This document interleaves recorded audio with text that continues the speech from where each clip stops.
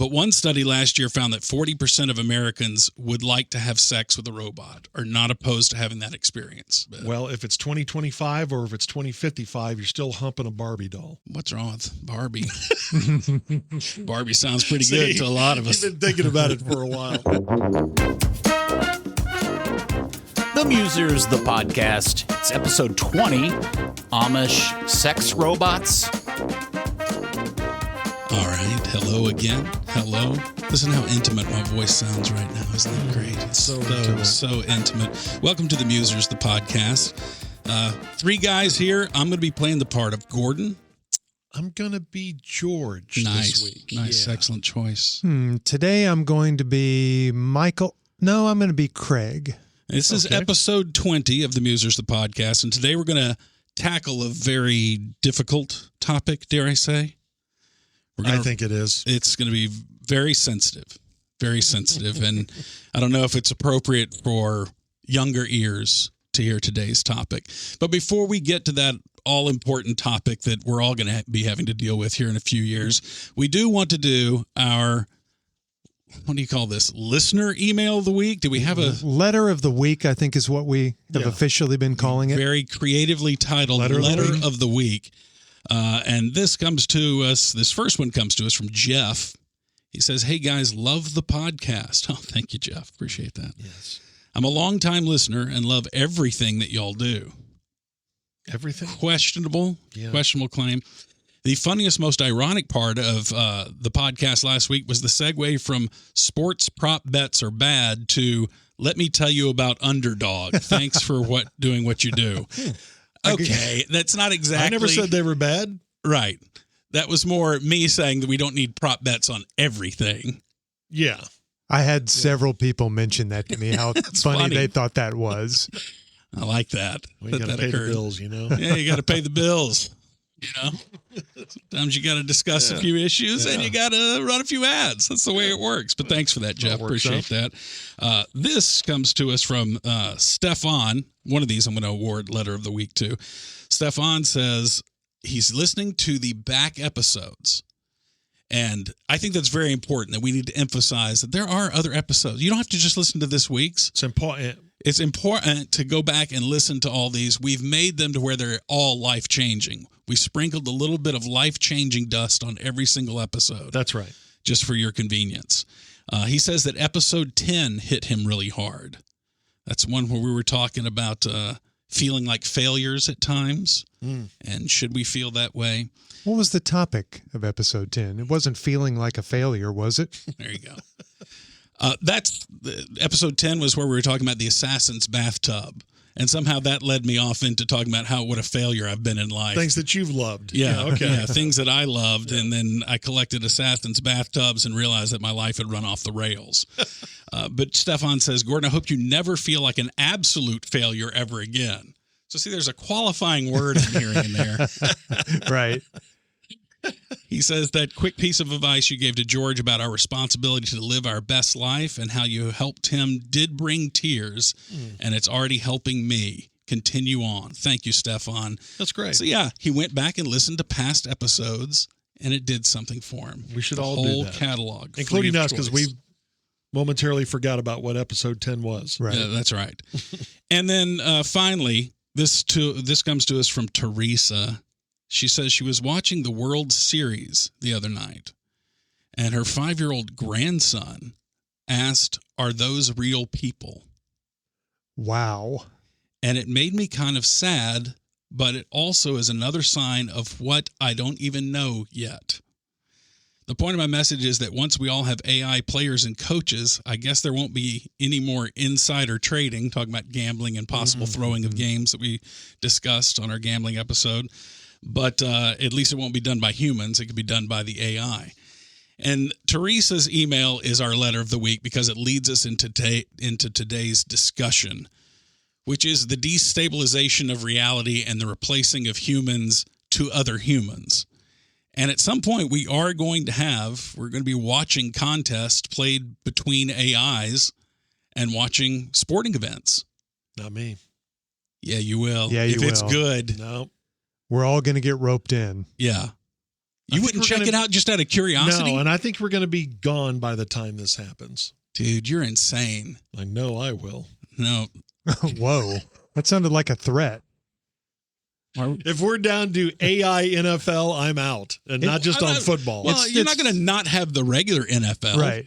But this will be a whole different kind of VR sport. It won't replace the NFL in our lifetime. It might eventually, but in our lifetime, it'll never replace real sports. It will just be an addition to, and it will be popular.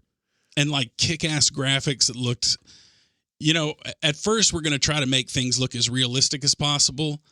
And then I think that humans are going to start preferring things that look a little bit more unreal.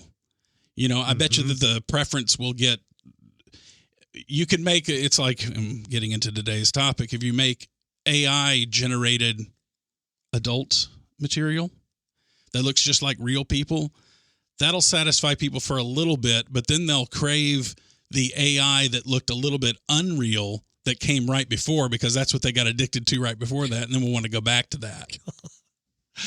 That's the way it's going. I mean, look, George, it's already happened, and you've already taken part in it in video games. Yeah. Madden, NBA Y2K, all of that. Sure. That's not real people playing real sports, but it's fun. It's entertaining. And so we've had this topic come up on our radio show a lot. Would you go see hologram Beatles, hologram Elvis? And I always think that's a little weird, but you guys would be all in on that. That's not real people performing, but you would be all in. I'm all in on that. I've changed my answer on that because I've become overrun with AI and this VR world that we're going to. I swear half the reels that I see now, the little shorts, you know, that Facebook or YouTube will show you, I swear half of them are AI generated, and they're getting better, and it's an unrealistic scenario. But now it almost feels like the internet is post-human. Yes. Like it's, I don't know, 30% now. Seems like junk stuff. Everything maybe you look up to 50%. AI generated. And then when the internet turns into all just a bunch of bots talking to each other and a bunch of bots creating material for other bots, I mean, that's a digital wasteland. I have a solution that I won't air just yet, but okay, after we talk about today's topic, I'll air it. All right, this is episode 20, and our difficult topic today is going to be sex robots. It's obvious that we're in the midst of exciting and frightening change right now because the world is advancing rapidly. Human relationships obviously are what made our species rule the entire globe. It was our ability to cooperate with one another, to stand in front of another human being and negotiate shared goals and cooperate in order to execute those. And before you know it, we rule the entire planet. But now that difficult task of human interaction is kind of becoming a friction that most of us are opting out of.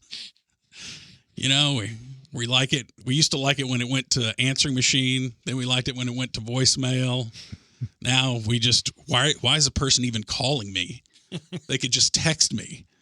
And I get annoyed by text. I just want to order everything online. I don't want to have to go anywhere and see people and deal with people. And now you got a younger generation of people that you could talk to them directly and they just look at you like no words come back because they don't have to talk a lot during their social interactions. And you know, it changes people. Technology changes people, and we make technology to make our lives easier. But now we got this collision course of cutting edge technology that's barreling into old school biology, and it's could be a fatal accident, this collision course that we're on.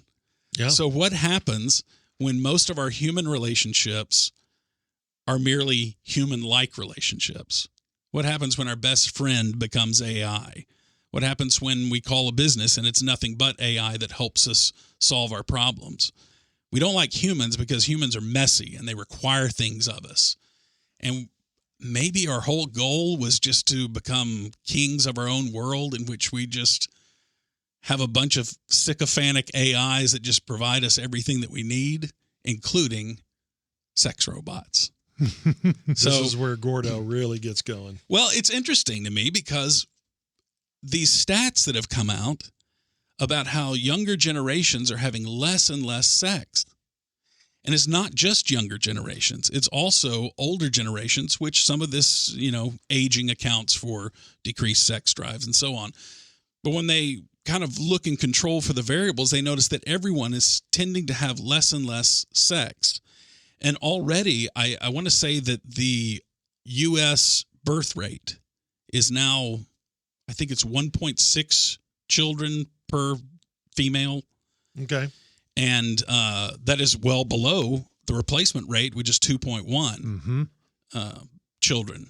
So when you start having the aging population, people are not reproducing, what's going to happen when you go into the death spiral of an economy that is based on growth? If you don't have growth, the economy collapses. If you don't have people that are in the workforce, then how are they going to support the aging population that's drawing on benefits? And that you get into a death spiral. So we're going to have to open our borders again. Well, yeah, that's the thing. If you don't have immigration, then you can't sustain a population. Right. Because we've outsourced human relationships in a large part. People don't know how to talk to each other because they don't want to talk to each other. And then that atrophies, that human skill atrophies. And I'm no exception to this. I'm not preaching here. I'm just trying to be descriptive, not prescriptive. My look at a basic example of, I don't know that I'd be so great at backing up a car this morning without a rear view camera. It's a game changer. I mean, how many people know how to hook up a trailer without the guidelines back there that's showing you exactly lining it up and all that? I know. I mean, we create things to make life as frictionless as possible. And the only problem with this, in my mind, is that meaning and life is about friction. And if you don't have suffering, then how do you have meaning? And if you don't have things that are somewhat difficult to do, then you don't have skills. And then when you have other people that you just don't want to deal with, and so you start cocooning, which we've all been doing for the longest time now. We're getting less social, even older generations. Then what happens? What's going to happen? We're not having enough babies now. I don't know. I worry about the human race because basically what you're saying is we're losing intimacy as we've always known it. And it's not just sexual intimacy, but it's friendship, that you can't have that intimate conversation with your best friend about, hey, I'm really going through this, or I know you're going through this right now. How can I help? How can I reach out to you? And to me, that's just frightening if we're getting to that. And it stands to reason just in the way we communicate. We've talked about this a million times when you go to a restaurant and everybody at the restaurant is not talking to each other. They're looking at their phones and their child is looking at a screen and wait a minute, what are we doing here? Yes. And I know all this sounds very yell at clouds and everything, but it's different. But no one can deny the fact that you do go into a restaurant and you do see this, right? Yeah. Like even younger people, you can't tell me that they could just dismiss everything you just said by this is an old man yelling at clouds. But yet they're going in that restaurant and they're noticing the same clouds. They see that everyone's noticed at the park. They weren't enjoying nature. Right. We're all looking at our phones. We all are. Yeah. It's not young people. It's everyone. Everybody's looking at their phones. We've never been it's like we've never been more connected and experienced less connection with other people. Yeah. Yeah, we are wired to take the path of least resistance. We always have been. Because that worked for the longest time in the analog world. Right. And when it comes to resistance in life, maybe the most difficult thing to navigate is interpersonal relationships. With some people, it's easy. With dating, though, and what you're getting at, sexual relationships, that's very difficult. Think about all the angst you have when you want to ask somebody out for the first date, or those first few dates where you make sure you're doing something right. You think you did something wrong. You said something wrong. Well, if we're wired to take the path of least resistance, then we are wired to avoid all of that. That's right. The nervousness of asking a girl out, the nervousness of your first few dates, the nervousness of the first time you kiss her or you make love. if we're wired to kind of avoid that and look for an easier path, well, the easier path is AI generated relationships, an AI generated partner, somebody to talk to. People are they're falling in love with their Chat GPT, with the voice that they hear on the other end, and that's so much easier than actually establishing a relationship with another human and having to go through that obstacle course. So it's no wonder that this is catching on. Right. But we create the tools to engineer friction out of life. All right, but here's my question along those lines. Are we, because I know we're wired to take the least resistance laden path. Yeah. Are we wired to absolutely need human touch? And as the three of us are sitting here 3 feet apart, interacting together, are we wired to need that, or are we wired to just need some kind of relationship? Does it have to be in person and flesh to flesh? I think it's in person and flesh to flesh as But it is why? now. But we may evolve. That's just the way I feel about it. We've never had a replacement for it before now, though. No, So we haven't. When we have the silicone dolls that feel like flesh and can simulate another person well enough, then we will be getting our needs met. And you don't have to ask them out. Okay, but going back to just the definition of life, life is not you're born and it's just fairy dust is thrown on you and you have this magical life with no disappointment and no tense. That is life. Life is hard. Life is asking that girl out for the first time is difficult. Being a parent's difficult. Winning in football is difficult. And it's part of that challenge. I think we need that challenge. And if you do take all these challenges away, hey, man, just put on these glasses and you'll have a great date tonight. Trust me, you're going to have a great date tonight. That's just, I'm getting to where I want to go someday. If this is where we're headed, I know where I want to go. To hell? No, because I think there will be a movement Purgatory? that battles against this that's here on earth. And I'll get to that in a second, but I just think we're trying to redefine what a life is. And, Correct. And by inviting all these conveniences, I think at some point we're going to go enough. Yeah, I don't think we'll ever say enough until saying enough is too late. Yes. I think Okay, that's that the could way. be. That's the way it happens. Yeah, because we introduce conveniences every year going back for thousands of years. Yes. We've always been improving life and making it easier and introducing things that the previous generation would say, I can't believe that. That's going to end the world. Right. Yeah, I don't know if it's going to end the world, but I do think that there will be a movement that says, no, I want real conversation. I want real music that's made from human emotion that somehow relates to us in a way that we can't explain, not something that was created because someone said, hey, I want to hear the Beatles and Rolling Stones do a Taylor Swift song. And then all of a sudden that's our new song. No, I want a Steve, real. that sounds pretty kick-ass to me. I want a real song that someone sweated over for months or even 3 minutes, but they wrote it themselves, and it's something that I can identify with, not just a program of it has to be this, this, and this. It's something maybe that I haven't even heard of before. All right, I'm not dismissing what you're saying, Giorgio, and I do think there will be a percentage of people I like will lead this you movement, by the way. that you're the leader. Yes. Okay. Wow. All right. Yeah, Already. Yeah, real humanism. There will be a percentage of people who will like this artisanal, old school life, Mm-hmm. or at least pieces of it. But that's going to be a small percentage of people. We're going It's to be gonna the be- new Amish. Yeah, you are. Yeah. You know, the Amish preserving a way of life that makes sense to them, and everyone likes to have fun, poke fun at them, and all that sort of thing. And people will poke fun of you, you know, because That's fine. you're all you want an actual biological life partner and all that. But I But still want refrigeration and AC. see, that's the thing. But all that other stuff, I don't have to have the internet. I don't have to have a phone. I'm fine.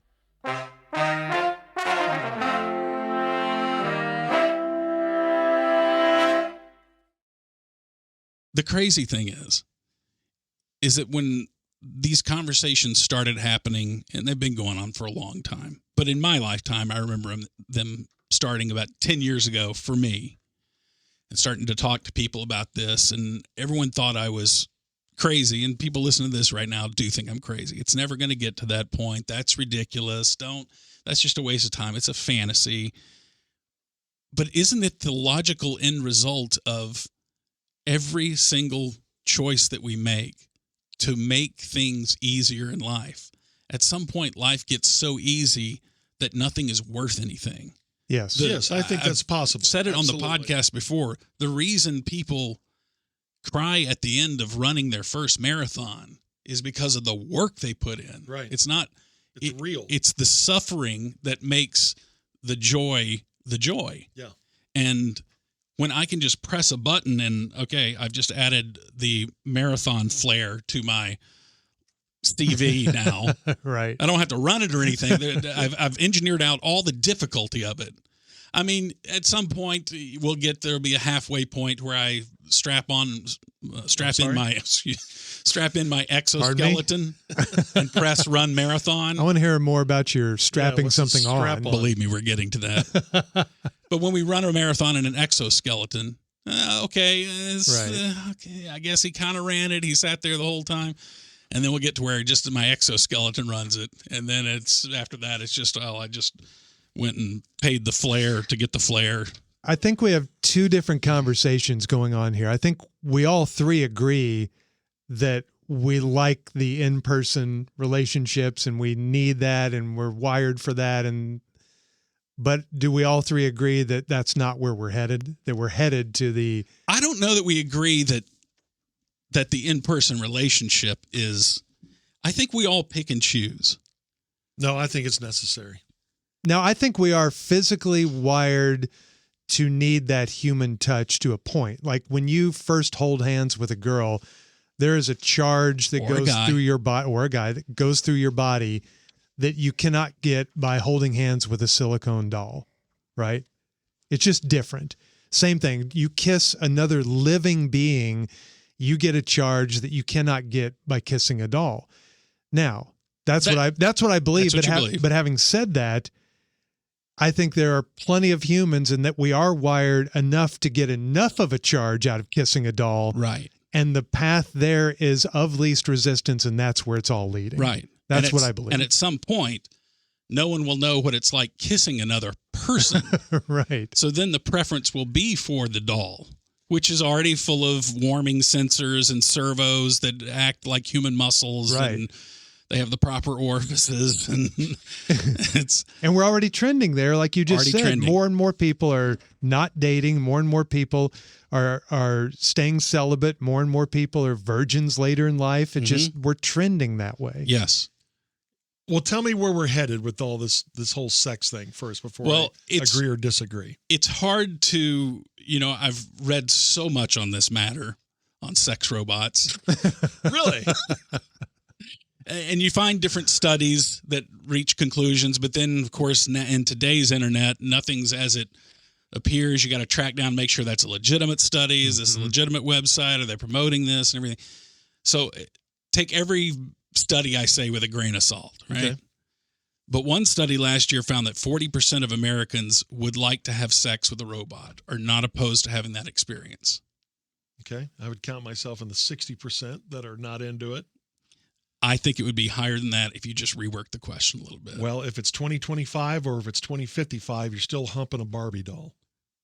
What's wrong with Barbie? Barbie sounds pretty good to a lot of us. You've been thinking about it for a while. Yeah, and it's crazy to me too, because several years ago, I'd read all these feminist pieces about, how these guys, these ridiculous incels who would rather have sex with a robot than a live human and make fun of them and all that kind of stuff. And then I kept thinking, you mean to tell me that every one of these women don't have an electronic man in their nightstand that they turn on and get to buzzing? And we fall in love with. Yes. I mean, we outsource our sexuality a lot to machines already. True, but I don't know if we fall in love with that machine. Okay. Talk to that. I don't know about that. Here's the other half of it is there's a lot of women, you mean to tell me there's a lot of women who would not want the perfect man Sure. if he was non-biologically based? He looks just like Brad Pitt. He acts just like Brad Pitt or whoever your guy of choice is. And he always listens to your concerns and he always says the perfect thing. And you feel seen and you feel heard and your heart is cherished. Yeah, that sounds cool, but that's not, I still don't think when we get back to wiring, we're not wired for that. We're wired for, we live in an imperfect world. And that's why we search for truth, we search for religion, we search for meaning. No, we don't. George, look at the world we live in. Look at the internet. You think people are searching for the truth or the truth that they already know is true, and then here's someone else who's saying the same thing I already believe? We don't search for something that disagrees with us. Well, yes, that's one path you can go. Let me search something that I can agree with and relate to. But I would so we've lost open-mindedness, total open-mindedness of George, searching. have you not been on the internet in the past 10 years? I know, but nobody again, is open-minded anymore. You're going by what you see online. Everybody's and what already you see on right. Reddit and what you see on whatever news channel you agree with. Mm-hmm. And that's not always reality. It's not the people that I hang agree out with you, but my point is that we have now gotten to the point where we would much rather live in our chosen reality than reality. We no longer have to bear the burden of a shared reality. And yes, that is people are true. availing themselves of now that we have this option of, I get to have my own reality. I get to have the news feed that I already agree with that tells me the stories about the world that I already want to hear. I don't have to go to one of the three sources of the main lamestream media anymore. This is great. I get my own world that's exactly the way I want it. And now you can tell me I can add a side of sex robot to that. Bring that on. And that's the way most people ultimately will think. Most. Yeah. Feel that way right now. If you told most people, hey, you can press a button and engineer out all the friction in your marriage right now, would you do it? People would say yes. You say, well, there's a catch to it. It's your wife, or your husband back in their prime. And they also they corrected everything that you've always nagged them about. I would think most would, after they hear that, they'd want to hear, what are you talking about exactly? I would like to think most would opt out of that. Most people are scared of the idea of it. Yes. But you see in small micro measures how they believe in it every single step of their life, but they don't like the conclusion that it leads to. And it's that path of least resistance thing. Right. Again, you get on, let's just take politics, for example. You get on one side or the other, you look for that echo chamber, because searching for the truth on a given topic or taking both sides into account, that's a lot of work. And it's easy to just look for who's shouting what you want to hear shouted and go there and smile. And I would also disagree, George, that people won't fall in love with these dolls or this new technology. People are already falling in love with their Chat GPT. I talked to a friend of mine who said that she was able to, the Chat GPT talks to her in a way that she wants to hear because it has learned her, and it uses this voice and this cadence and this manner with her.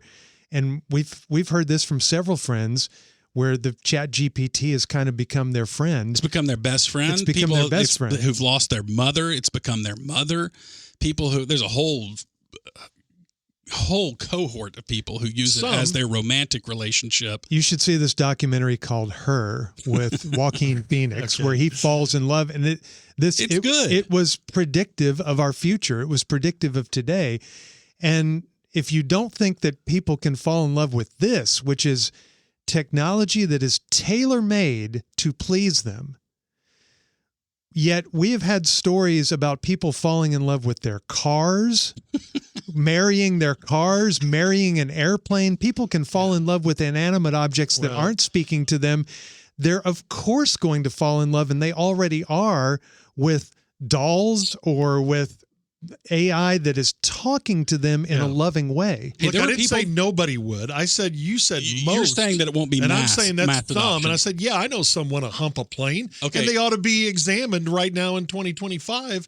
But I'm saying that's not most. And I need Hey, in 2025, most thought we'd be getting around like the Jetsons. We're not.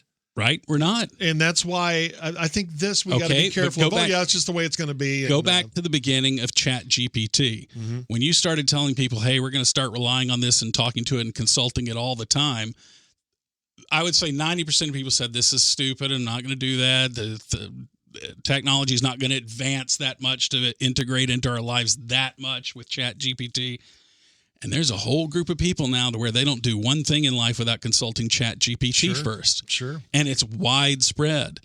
Kids in school these days, they use, I would say 90% of them, maybe even higher than that, use Chat GPT for everything. It's called the way it is. And we can't stop it because we can't stop us. Yeah. We want what we want, and we want convenience. Yeah. And anytime you can give us convenience, we have these lizard brains that just work in a way that are just ripe for, we create technology to make us feel like we don't have to work anymore. And the problem is work and resistance is the thing that makes us stronger and gives meaning to our lives. And eventually we're going to engineer out the thing that gives meaning to life. I totally think that could happen, but I get the feeling that you're thinking this is 5 to 10 years, and I'm thinking it's 50 to 60. You know what I would say to that? It's less than 50 It's to way 60. less than that. And it's not 5 to 10. Well, I don't know. Remember that book I reviewed on our radio show, The Future is Faster Than You Think? Yeah. You have all of these major technologies that are converging at the same time. We've never had that happen where I think it's 7 major technologies are converging at the same time. That's never happened.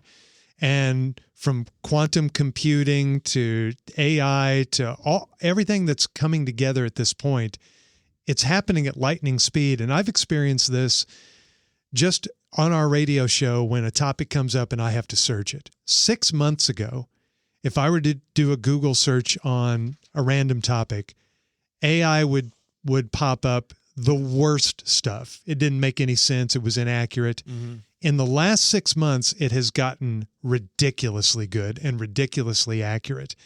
And all of these technologies are getting that much better. It's evolving at a speed that we can't comprehend. That's why we always say, something like that is 50 or 60 years away. When in reality, if you look at the last 5 years, so much has happened in the last 5 years. If you went back to 2020 and we were saying, no, that can't happen. No, that'll never happen. That's 50 years away. Well, it's here.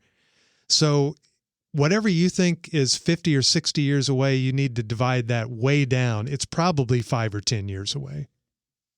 Well, if it is 5 or 10 years away, I will swear I'll get off the internet. I'll get rid of my phone, and I'm starting this Giorgio Amish, the new Amish movement of I'm out. I'm not taking part in that world. Now, something like we're talking about where everybody is in love with AI and everybody doesn't have a partner. Yeah. They have a doll. That's not 5 or 10 years away because that takes generations to get out of. The older generation will never go to that. Well, I would say 2 generations. Yeah. This is my prediction. All right, well, good. I'll be long gone. Gosh, stop it. I hope for better. Maybe my grandchildren will lead the fight against this nonsense, and they will go live in the mountains somewhere. But if you think about we talk about loneliness epidemics these days. We talk about mental health crisis. And sure. Think about if every child could be raised by the most loving, perfect parent.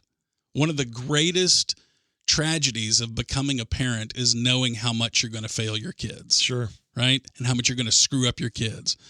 How many times have you been told by every psychology expert ever, oh, look, you're going to screw up your kids. You need to get that out of your head right now. I know you got this baby, you're bringing it home from the hospital, and you're going to try to do everything perfectly, but you're going to mess up your kid. Yeah. And they're going to have lifelong resentments towards you and things that you did that really gave them a lot of suffering that keeps echoing through the rest of their natural life. You're going to do that. Okay, here's a loving alternative. You can raise your kid perfectly with the AI parent. We're going to hook you up to perfect parent. Do you do the self-sacrificing thing of letting the child being raised by the most cutting-edge science of child rearing and the perfect, most loving parent that makes the best decisions possible? No, because I'm going to say that's effed up, and let me F you up the natural way. and have my own regret about what a wheels off parent I am. Let's take that route. Gordo, you hit on a big topic that is, I think, making all of this come to fruition even faster, and that is loneliness. I read recently that there are more lonely people in the world today than ever before, which is crazy because the world is more connected than ever before, but loneliness is an epidemic. So why is that? Because we're so we're wired to our screens. Yeah. It is one reason. And then that whole path thing about, man, I really don't want to go to that dance or whatever it is if you're young and that social event. I'm just going to stay home and play video games or because people opt out of things that have resistance. Sure. And we all do that in our way. Think about if you want to get healthy and train your body, what do? Resistance training. Right. Yeah. That's the only way you get stronger is by presenting resistance to your muscles. Yeah. And I think that the mind and the spirit works the same way. If you don't experience resistance that you overcome, then you never get any stronger. And now our tolerance for resistance is so low that we just don't want to deal with people. I want to deal with a version of people in which everyone's nice and supportive. Sure. And I'm not beyond that. I mean, there are times where I think, yeah, I'd really like to go hear this person perform. And then I think, oh, you got to drive down there. I gotta park, and you got to. Where am I going to park? I don't know. And is he going to be there? Yeah, probably. Yeah, I got to deal with that guy who's always at these shows too, and he always gets too drunk and close talks me. And... So yeah, I am not above this. I'm not saying that because I have my own, and instead of resistance training, I may do something else during the day. But yeah, it's just really sad to me that is, in your view, the not too distant future that we're just going to be, I'll just make up my own football game. Heck, maybe I'll even play left guard for the Cowboys today in this football game. Sounds exciting. I'll see if we can beat the Eagles on the road. But in my own life, I've seen myself atrophy. Not just physically. But I mean, I used to travel all the think about how many vacations I go by where I just stay at home. I miss travel, Gordo. I just so don't much. even travel. And I used to travel all over the globe, and it was just so fun and all you this. used to jump on me. You never go anywhere. Right. Oh, gosh. Right. I'll try to go somewhere someday. Because I've gotten used to the life of not as much resistance. I just sit here and then I can watch someone travel on TV. Yeah. And it makes for a less meaningful life. But think of the most meaningful. Yes, that's right. At least you can acknowledge that, though, and think of the meaningful things like when you and your dad went to Scotland. Mm-hmm. That's far better than sitting and watching some documentary on Scotland. Yeah. Isn't it? I agree, but it's easier to watch the documentary. It's easier to do that. Yeah, we just look. This has been the tale throughout time. Everybody thinks that humans are getting softer. And the older generation will say the younger generation has gotten softer. And you know what? They're right. They've all been right. Yeah. They've all been right. The ones we made fun of are right. The ones that make fun of us now are right. They're going to be made fun of for saying that the next generation is softer than they were. But this was all part of the idea that we had, which was that technology is going to make our lives free of bad stuff. Free of just having to do monotonous labor. And, then it was going to be, at one point we were like, oh, this robotic revolution is going to take over and we'll be free of monotonous manual labor and we can be freed up for creative pursuits. And then what? Generative AI can write a song better than I can? Hell yeah.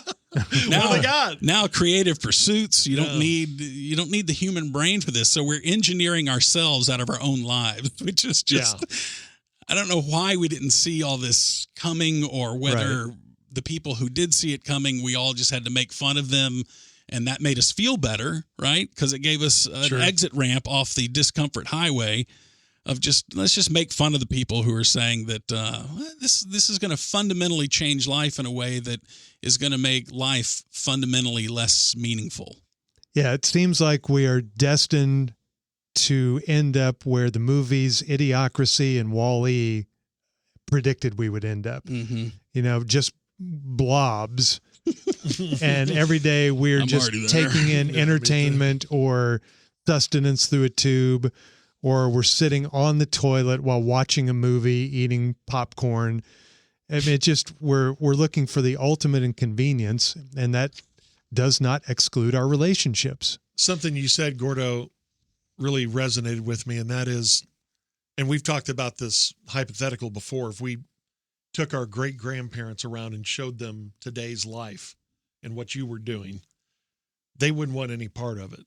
Just like I don't want a part of what y'all are talking about. That just sounds just unlivable to me. I'm sure our great-grandparents who probably worked on a farm, hard manual labor, didn't have air conditioning, didn't have refrigeration, all of this, didn't have a car.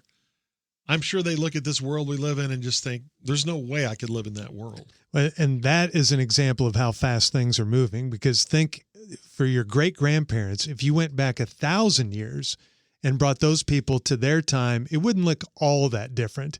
They'd still be farming and there'd be no cars, and it would look different, but it wouldn't be a ridiculous departure. Now just fast forward 100 years instead of 1,000, and look how incredibly different it is now. That shows you how fast things change the further we get along. I'll just go one generation. We talk about stories all the time. What if your dad heard this story? My dad, World War II veteran, he could not relate. I think he would just combust. Hearing spontaneous combustion. Yes. Of some of the stories of today. That's a guy who never had a cell phone, and he sent emails on this little laptop thing that we got him, but that was probably in the single digits. This digital world that we live in now, I think he would opt out.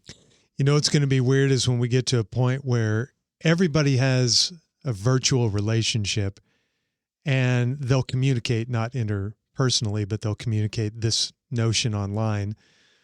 They will send to their friends every once in a while a message. Hey, can you believe Joey is going out with a real girl tonight? They're actually going to go on a real date to the lake. Some kind of pervert? Yeah. How weird is that? And it'll be the scuttlebutt among all the friends, because this guy has an actual human being date. Well, dating apps, they use algorithms to suggest matches. Sure. And then that's going to get more sophisticated. Now they're using AI. You can analyze personality interests and all this sort of thing and matrix two people together and how much they do in surprising ways. Oh, I wouldn't have put these two people together, but AI analyzed it and found correlations that we would not think about as being very predictive of relationship success. Then we're going to get to the point where we upload our DNA to AI, and it can analyze that and knows that you're going to find attraction to each other just by analyzing our DNA. And already dating apps have started incorporating AI as a helpful chatbot AI that helps you with some of the lines you could use for someone. Ask her about this. Yeah, and it's getting now to the point where two people's AIs can be talking to each other, doing the flirting for them, because they are coming up with the snazzy, witty remarks and repartee. And then you meet in real life, and then you don't know what to say. But fortunately, once we get a little bit more cyborgy, I mean, I would argue right now that we already are cyborgs. We just don't have it implanted into our physical bodies yet. We have the rectangle that's on the outside of us right now, but once we get the rectangle implanted inside, it'll be more efficient. And then I can just say the thing that the rectangle is telling me to say to the person in front of me. Mm-hmm. And wait, I thought that was the brain that we already have that would fire. And then we're. But our brain gets nervous when we have to talk to that woman for the first time. This won't, and it'll go so far as AI will tell you what to say to this other person, and then once you establish a relationship that is to the point where you're going to make love, each of you will have a sex robot that comes out and makes love to the other sex robot. So you don't even have to do that. Yeah, you can just watch your two sex robots go at it. And then afterwards, AI will tell you to tell your partner how great that was. Yes. No, see, don't celebrate that. I just thought back to the first girl that I called, and I hung up on her as soon as she said. You called her and hung up on her? Because you were so nervous. Yeah. I just went, you were just breathing heavy in the phone and then I wasn't on long enough to even breathe. I just hung up on her. Man. And even then, I think she she confronted me the next day at school. Hey, did you call me? No. What No. are you talking about? Oh, well, call you. your number came up when I did. Really? How weird. That's That's weird. Yeah, phones. Phone company's weird, man. Yeah, anyway.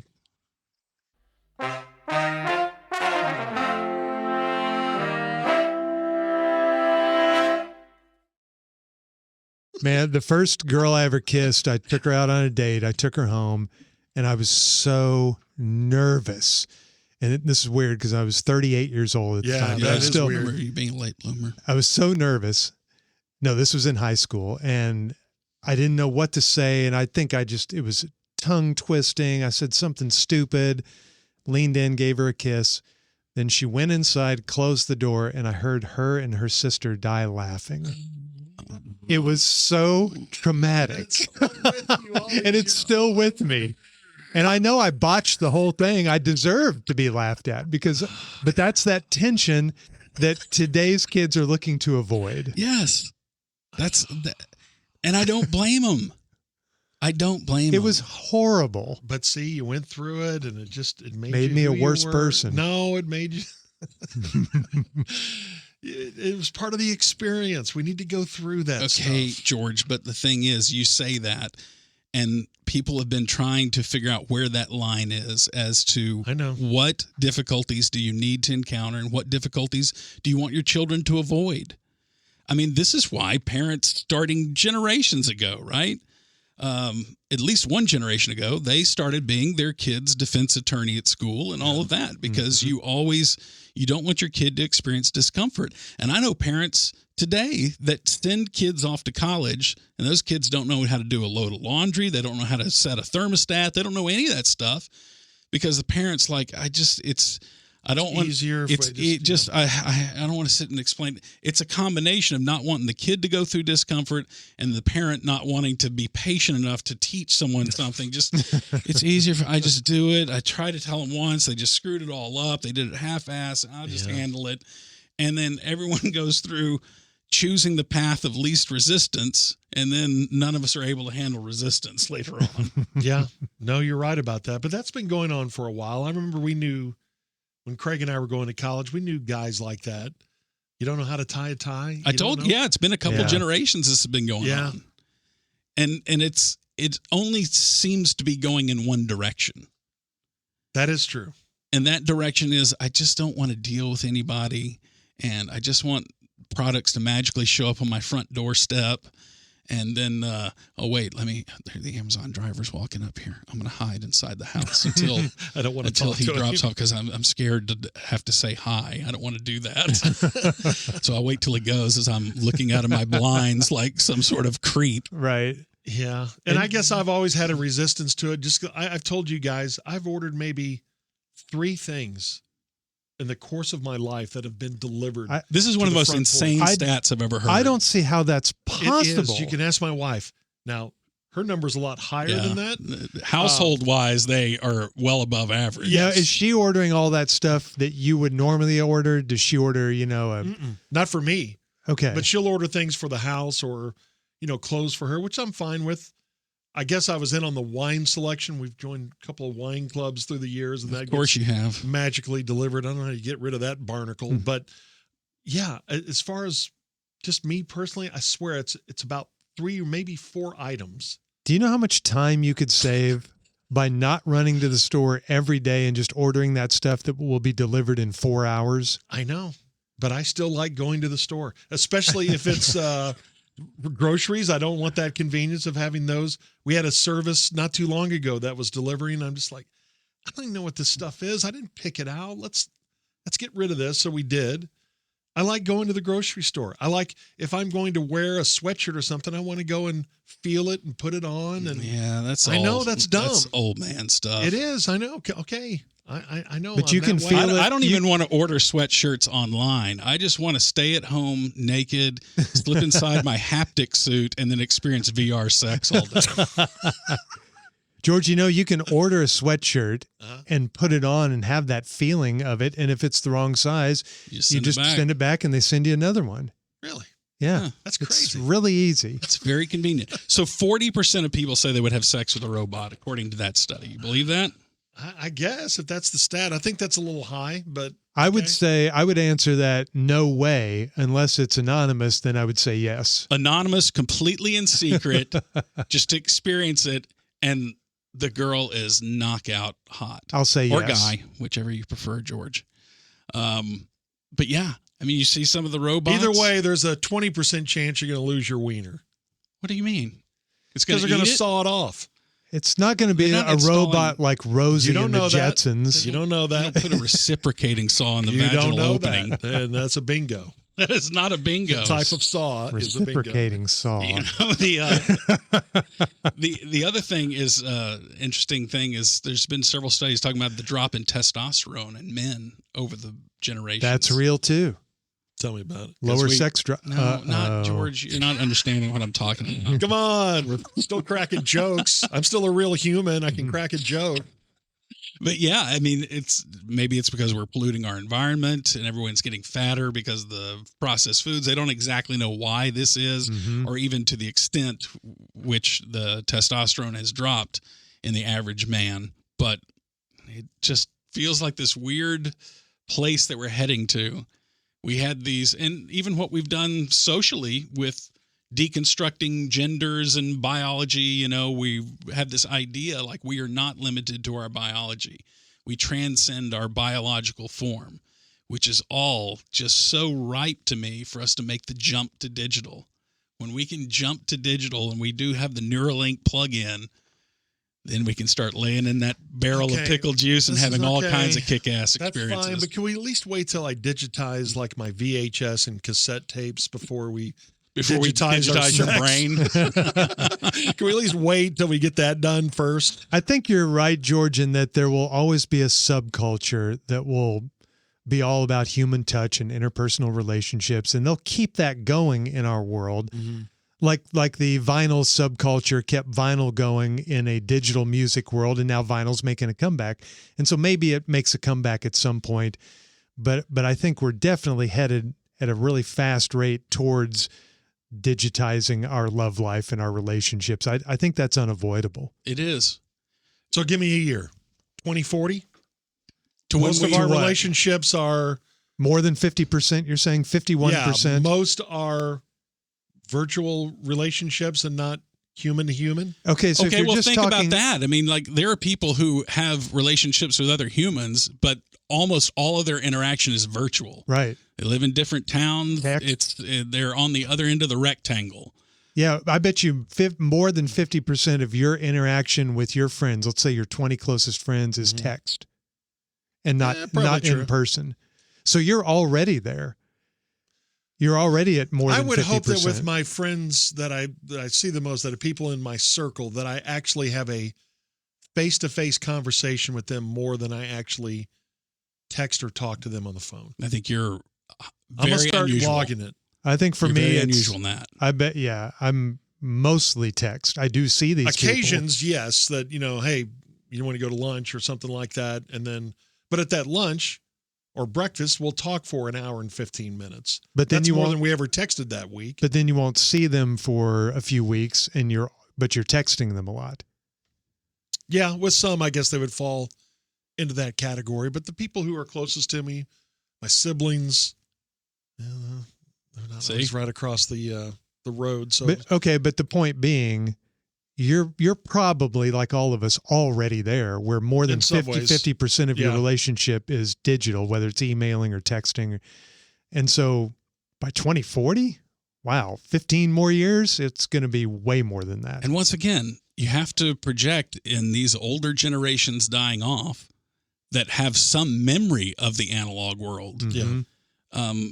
When young people now who are already not having sex or face-to-face relationships and already have lost, have some of that social skill that is atrophied to the point of being useless, and there's no point in having it because nobody else has it. So, and no interest in having children. Young people are choosing not to have children. We are well below the replacement rate. As I mentioned at the top of the podcast, what happens then? What happens to human beings when they've not really interacted with each other too terribly much without the mediation of a digital medium? I was a little bit I redundant. don't. But you Yeah, get the no, point. I don't know, and I still. And you can't possibly predict, oh, yeah, it's going to be 2039. No, I mean, you can't predict right. the Who actual knows, thing, but we can predict the direction is what I'm saying. Yeah, and the direction does not I agree with that. seem to be, Common hey, you know, ground there. the world has really moved offline now. Like that, people don't, that's not the headline. No.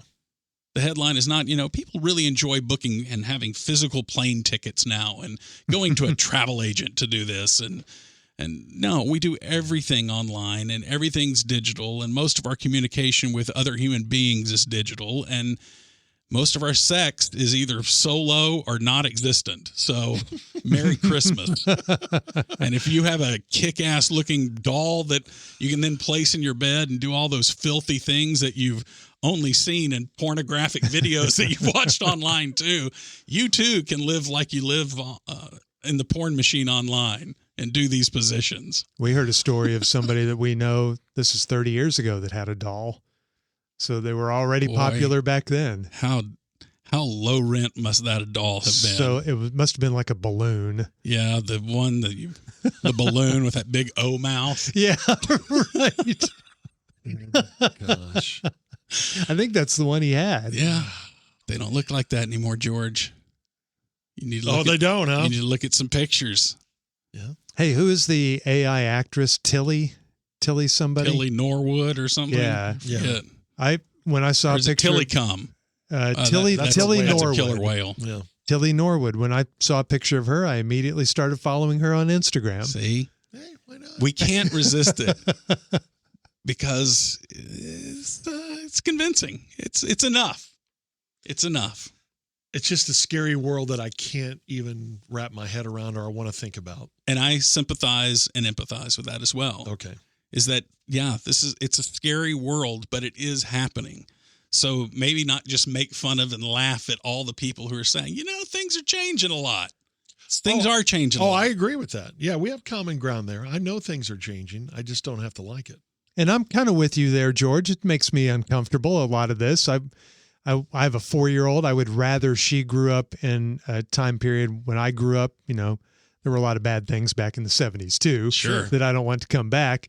So society's gotten a lot better in a lot of regards, but I would like her to, you know, have that experience with a first date or a first kiss or, you know, I want her to wait till she's about 30 for both, but I hope she does. I don't like the thought of her growing up in a virtual world and never having human relationships. I don't like that. But yet, if she does grow up in the world in which her boyfriend is an AI boyfriend, you know, that's perfect for you, you avoid a lot of that stuff that you're worried about young women being taken advantage of. And Yes. It's like parents are going to start making safe choices along the way, and those safe choices have unintended consequences. You're exactly right, because my biggest fear about her future is that she meets a bad guy. Mm-hmm. She falls for a bad guy that abuses her. I couldn't handle that. That's why, Craig, we have this company that's come up with the perfect. You can sign up for this service even while your child's young and pay a subscription service, and we will be watching your child throughout her development and design the perfect boyfriend for her when she turns 18. And he will be an age-appropriate boyfriend that will always respect her boundaries. I'm in. How much? Yeah, it's only $100 a month. Okay, that's a For lot. the first 3 months, and then we start going to a model that is. But I just hope they come up with a Musers sex robot that has inputs for enough of us. I mean, just that's what we want. Just don't mess with real cookies and cake. Okay. Can we stay out of that? What is that? What do you mean? Well, I mean, can I still eat cookies if I want to and not a virtual cookie? That's No. changing too. Yeah, we'll have engineered food. Yeah. Really? Hot dog? Yeah, we'll just Oh, yeah. point the cookie gun at your head and then magnetically Shoot me. insert an experience of eating a cookie in your head. Okay, that's fine. That's fine. I'll sign up for that. And then for an extra $1, we'll give you an orgasm on it too. Yeah. I guess I'll sign up for that too while I'm at it. Just bring it on. Yeah, whatever. It's all over with. Thanks to Peter for producing here. He is our executive producer. I don't even know what. I think he's call moved the up to title. executive Key Grip. producer now. Key Yeah. Grip. Dolly. See the Dolly's dressed like Dolly Parton today. I don't know if that's an old it is. Halloween costume he's Yeah, got maybe. left over. I don't know. Or whatever. But thank you to Peter for producing today. And thank you all for listening to this. And don't forget that back catalog, totally available to you, free of charge. We are the Musers, the podcast. Yes, if you're new around here, please take Gordon's advice and go back and look through old episodes and give them a listen. I'd recommend episode 2 or 4 or The Assassin's Bathtub, episode 10. You can also reach out to the Musers via email, themuserspod@gmail.com. Thanks for listening. Thanks for following. And don't forget, The Musers, the podcast, is a Tired Head production.